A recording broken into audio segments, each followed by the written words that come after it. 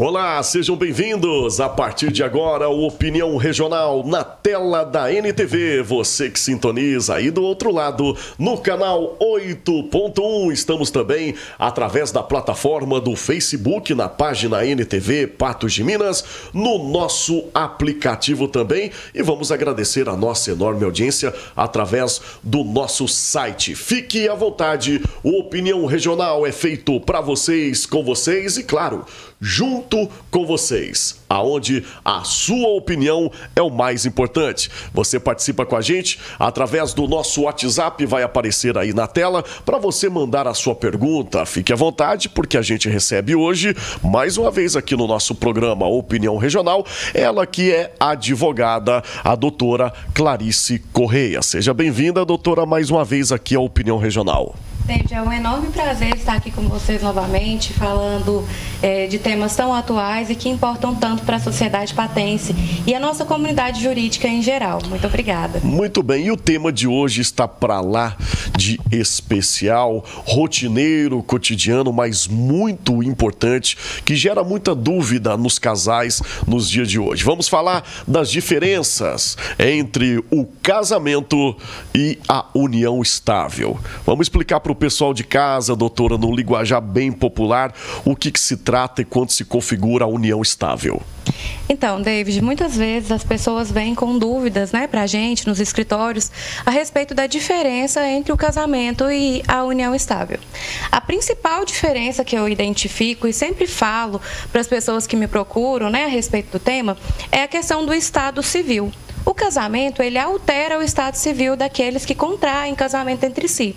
A união estável, ela já é uma situação de fato que duas pessoas no cotidiano às vezes já estão vivenciando. E a união estável, ela pode ser registrada em cartório também, para que tenha uma formalidade legal, mas ela não altera o estado civil das pessoas, dos contraentes e dos conviventes em união estável. Muito bem, e muito gera dúvida, E a gente vê muitas pessoas falando que as pessoas se configuram casadas e têm os mesmos direitos a partir de certo tempo morando junto, O que é de fato a união estável. Isso é verdade, é mito? A partir de quanto tempo que realmente é a união estável? Tá, então vamos por duas partes aí da sua pergunta. Sim. Primeiro, a união estável, sim, ela traz para aqueles que convivem praticamente as mesmas seguranças jurídicas daqueles que são casados. A única diferença aí é que no casamento a gente faz o registro civil, já garantindo o regime de bens, garantindo a convivência e quais que são os deveres do matrimônio. E na união, na união estável, as pessoas simplesmente passam a viver juntas para depois pensar na situação jurídica. E, na verdade, é um mito essa questão do tempo. É muito bom poder falar isso, para que todos tenham esse conhecimento. É uma questão que gera muita dúvida, que não existe um tempo mínimo. Não existe, para caracterizar a convivência em união estável, com os mesmos direitos, uma convivência de 2 meses, 5 meses, 6 meses, que o pessoal fala muito, Os 6 meses é o pessoal mais fala. A partir dos 6 meses, exatamente, você morando junto, já é um casamento, já tem os mesmos direitos. E não é bem assim. E não é assim. É bom esclarecer que, para configurar a união estável, é preciso que aquelas duas pessoas que estão convivendo juntas exprimam para a sociedade a sensação de família. Queiram constituir bens juntos, queiram ter uma prole, ter filhos, se apresentem socialmente como família e aí terão a sua união estável configurada, independente de 6 meses ou o tempo que for regulamentar, que não existe, na verdade. E o que mais gera dúvida, na verdade, é na hora da partilha. Quando a gente está falando do casamento, parece que tudo é florido, tudo é bom, é colorido, até mesmo da união estável, Para a gente falar no linguajar popular, quando está amigável, Estou amigado, estamos morando junto. São várias chavões que a sociedade fala a respeito disso. Mas quando vem a separação nesse tempo morando junto, de união estável, vem aquela separação e acabam adquirindo bens durante esse tempo, é de direito dos dois? Como é que funciona isso? Eu acredito que lá no escritório seja uma grande causa e rotineira lá essas causas no seu dia a dia. Eu atuo bastante na área da família, então a minha principal área de atuação. Realmente, eu recebo muitas pessoas com esses questionamentos. O pessoal que mora, que convive em união estável, né, coabitam na mesma casa com a intenção, porque a intenção é muito importante, com a intenção de constituir família, eles têm praticamente os mesmos direitos na hora de dissolverem a união estável, mesmo se ela não tiver sido levada a registro. Vamos colocar uma situação hipotética.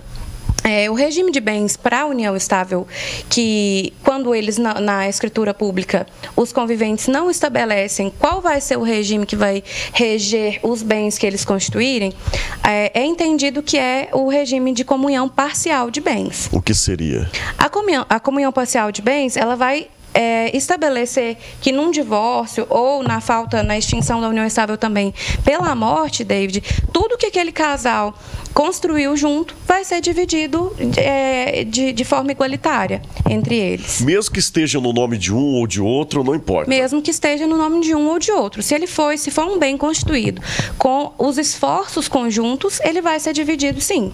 A não ser que na escritura, né, pública de registro da união estável tenha se estabelecido um outro regime de bens. Muito bem. Doutor, eu tenho total liberdade também, digo mais do que liberdade, essa responsabilidade de te fazer uma pergunta, até um tanto quanto profissional, mas se quiser fique à vontade.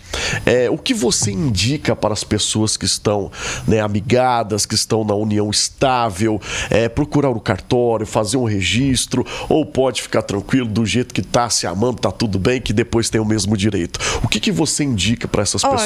Olha, David, eu falo muito com as pessoas que me procuram, porque há atendimentos jurídicos também visando isso, saber, doutora, eu tenho uma união estável já de 20 anos, a gente constituiu tudo junto, mas eu estou me sentindo juridicamente inseguro. A senhora acha que eu registro a união estável ou faço o casamento? Na minha concepção, registrar a união estável ou o casamento são institutos muito parecidos. O que não pode é continuar na informalidade.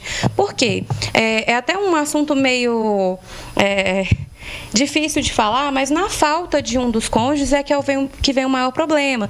Na separação que vem o maior problema. Aquilo que não está registrado vai ser objeto, consequentemente, de discussão. Então, vai discutir qual foi o início dessa união estável, para definir quais bens entram ou não na partilha. Na falta pela morte de um dos conviventes, a pessoa, quem ficou, vai ter um probleminha ali com o INSS, a Previdência Social, para comprovar essa união estável e receber a pensão por morte. Então, na sua opinião, é melhor deixar tudo registrado. Quanto mais, como uma boa advogada, é isso mesmo? Quanto mais fizer o registro e formalização, é a mesma sistemática dos contratos, né? Você bem falou. Na hora de casar, na hora de morar junto, na hora de constituir a união estável, é muito legal, a gente está com um sentimento muito bom. A dissolução, assim como nos contratos, é a parte mais complicada. Se estiver regulamentada, fica mais fácil. E dessa parte complicada seria o regime de bens? Quais são os tipos de regimes de bens? Todo mundo que casa tem que escolher um regime de partilha de bens? No momento da habilitação para o casamento, da entrega dos documentos, o tabelião e o juiz de paz, que são os responsáveis pelo casamento, eles exigem, né, o Código Civil pede para nós, ele impõe para nós que seja escolhido um regime de bens. Quais são esses? O mais comum de todos é a comunhão parcial de bens, que dele, a partir do casamento, o que foi constituído em esforços comuns vai ser dividido lá na frente pelos dois. Mas nós temos também a separação de bens, que ela é subdividida em obrigatória ou por escolha. Tem algumas situações em que os cônjuges eles têm que optar pela separação obrigatória. Nós temos também a comunhão universal de bens e temos participação final nos aquestos, que também são regimes de bens que podem ser aplicados. Muito bem. Doutor, antes da gente girar o nosso break aqui, eu gostaria de fazer uma pergunta nesse viés da separação mesmo. Quando a pessoa, o casal ali, de fato em si, um deles não querem dar o divórcio, assinar o divórcio, quando que a pessoa sozinha pode obter desse divórcio esse direito? David, então, quando a gente dá entrada com o processo judicial de divórcio litigioso, a gente já pode pedir para o juiz determinar a extinção, a dissolução do casamento por medida liminar.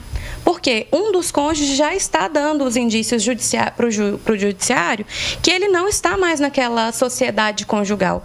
E aí não existe mais essa história de eu não assino o divórcio, o juiz vai determinar o divórcio e a partir dali vai discutir outras situações. Por exemplo, se tiver bens para dividir, se tiver guarda dos filhos para regulamentar, se tiver pensão alimentícia para fixar.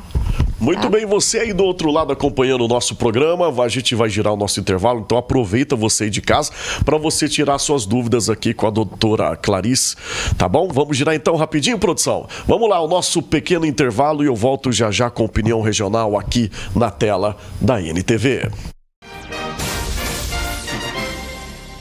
Ok, estamos de volta com opinião regional na tela da NTV, canal 8.1, 31 anos ao seu lado. Agradecendo a nossa audiência através do aplicativo, no nosso site e no Facebook também. Fique à vontade para você dar a sua opinião, fazer a sua pergunta. A nossa convidada de hoje continua aqui com a gente no Opinião Regional, a advogada Clarice Correia, e a gente fala sobre diferenças entre o casamento e união estável. A gente fala sobre diferenças, deveres também e direitos, né, doutor, o que é importante. Bom, vamos partir para outro viés também, no caso da união de duas pessoas do mesmo sexo. Tem o casamento, é legal ou só pode amigar, morar junto? David, assim como a pergunta dos 6 meses de convivência para configurar a união estável, essa também é uma pergunta muito recorrente nos nossos escritórios, porque não é do conhecimento geral de que pessoas do mesmo sexo biológico podem se casar regularmente nos cartórios, né? Desde 2013, o CNJ, através de uma resolução, proibiu os cartórios de negar a habilitação para casamento entre pessoas do mesmo sexo biológico. Então, é permitido fazer o casamento e também é permitido o registro da união estável. Então, os mesmos direitos. Exatamente. Foi um passo muito grande, né, em defesa do direito de pessoas homoafetivas. E isso é muito bom, né? Porque eles têm o direito de escolher. Eu quero fazer um tempo de convivência, uma união estável, ou eu quero realmente me casar e colocar essa pessoa como meu esposo, minha esposa. Então, eles podem. A partir de quando que... A partir de 2013, através de uma... Já são 10 anos. Já são 10 anos, através de uma resolução do CNJ. Essa resolução, para explicar um pouco melhor, nós não temos uma lei hoje no ordenamento jurídico brasileiro que fale, pessoas do mesmo sexo biológico podem se casar. Assim como nós não temos também uma que vete. E através desse entendimento, o CNJ foi lá e regulamentou, falando, cartórios, vocês não podem negar a habilitação para o casamento de pessoas do mesmo sexo. Tem que casar eles sim. Muito bem, um grande passo, uma grande conquista, né? Exatamente. Um lado positivo. Bom, você aí de casa, continue mandando aí a sua pergunta para a nossa convidada de hoje. Pode ficar à vontade, tá bom? Aproveite, participe. Bom, durante o dia de hoje, anunciei a sua vinda aqui no programa, através da nossa FM, da 105, e alguns ouvintes mandaram algumas perguntas. Eu vou repassar aqui para a doutora, a nossa convidada de hoje. Moramos juntos há 2 anos e meio. Temos um cachorrinho, separamos, e o animal fica e é direito de quem, doutora? Acredito que você recebe, né, pessoas com essas dúvidas. Recebo sim, David. E a guarda do animal de estimação, ela é objeto de processo judicial, sim. O animalzinho de estimação, o CNJ também, que é o grande regulador das relações jurídicas e judiciais, entende que tem que ser estabelecida uma guarda e um período de convivência, porque o animal, ele começou a fazer parte das famílias. O direito das famílias, ele tem se expandido e sido uma das áreas do direito que mais evoluem para o entendimento de que a família não é mais o homem e a mulher que constituíram, que se casaram e constituíram filhos. Então, se existe um sentimento, se existe uma relação jurídica afetiva com o cachorrinho, ela tem que buscar, não sei se foi ela ou ele que mandou a pergunta, mas tem que buscar. Foi a Marlúcia, lá do Jardim América. Um abraço para a Marlúcia. Então, a Marlúcia, ela tem que procurar o direito dela para regulamentar quem vai ficar com a guarda desse animal e como como que vai ser a convivência do animal. Isso é totalmente possível. Por curiosidade aqui, doutora, por caso uma das partes fique, né, com o animal, a outra parte tem que ajudar também nos custos? Então, durante um tempo, esse tema de pensão alimentícia para os animais foi discutido. Tá? Então, a gente tem regulamentado também, só que não com essa alcunha de pensão alimentícia, porque aí confundiu-se um pouco com a filiação, mas como uma ajuda de custo para o animal, sim. Inclusive, aqui em Patos, nós já tivemos decisões determinando que... favoráveis. Determinando uma ajuda, porque o casal tinha, se não me engano, 8 animais de estimação de porte grande, eram cachorros, e ficou com a mulher, né, na ocasião do divórcio, e ela precisava para manter. E o custo continuar. É alto, a gente custo sabe, alto, os pets aí é alto, muito Exatamente. mais às vezes do que algo que tem afiliação, né? E nada mais justo do que isso, né? Ajudar nas despesas. Vamos lá, doutora, recebendo aqui também a mensagem. Parabéns, Clarice, pela entrevista. A Kátia Xavier tá te dando os parabéns. Muito obrigada, Kátia. Vamos aproveitar e mandar um beijão aqui para sua mamãe também, né? Tá sempre ligadinha aqui na NTV. Meu exemplo de família, minha mãe e meu pai, a dona Dirlene, professora de português lá do Zama Maciel.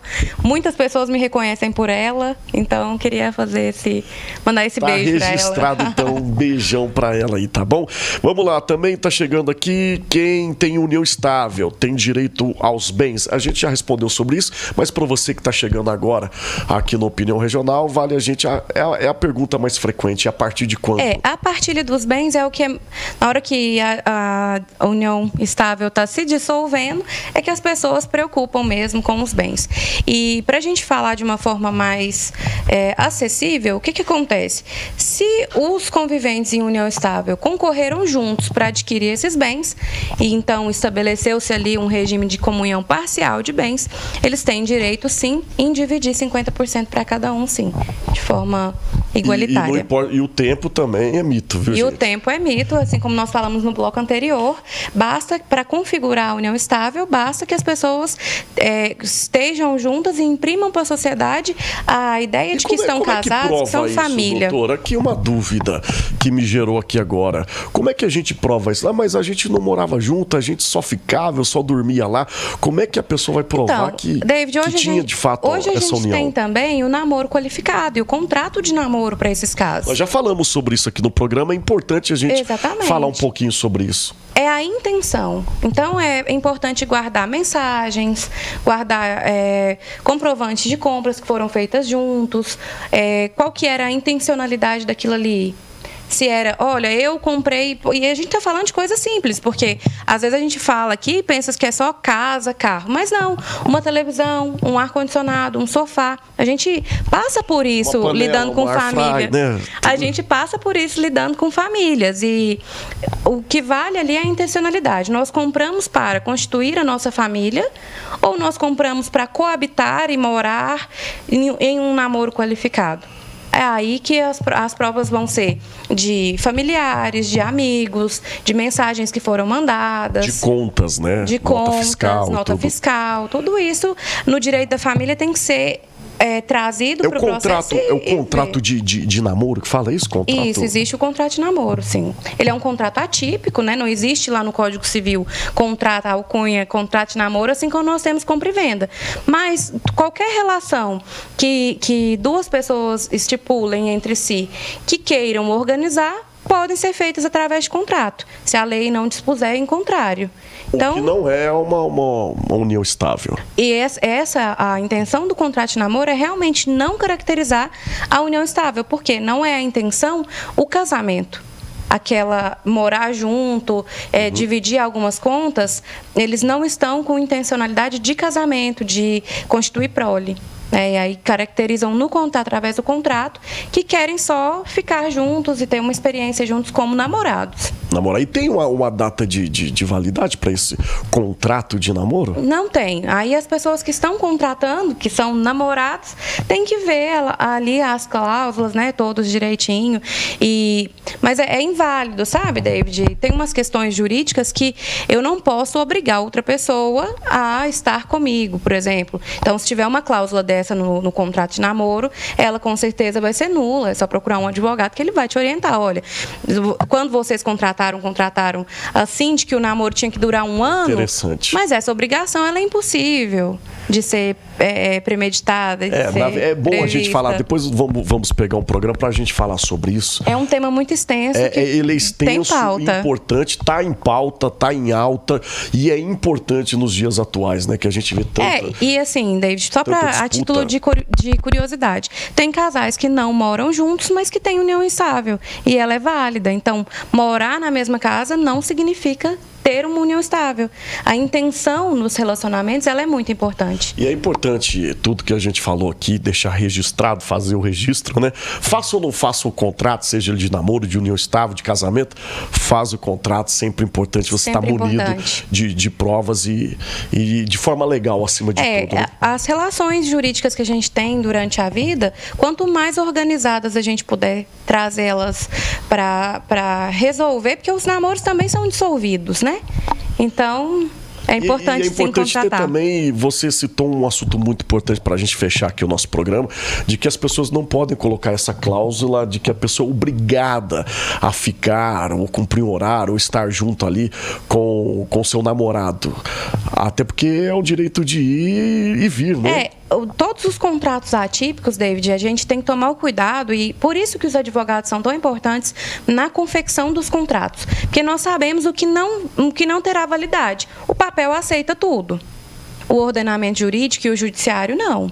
Então, essa questão, a gente coloca um horário... E a pessoa não é bens, né? Assim, não, é mais ou menos isso. E a gente tem que respeitar... Não é um patrimônio da pessoa. E o respeito no contrato de namoro, ele vem daí. É da personalidade, é do âmago, da moral. Bacana. E aí a gente tem que tomar bastante cuidado também com esses contratos, são muito melindrosos.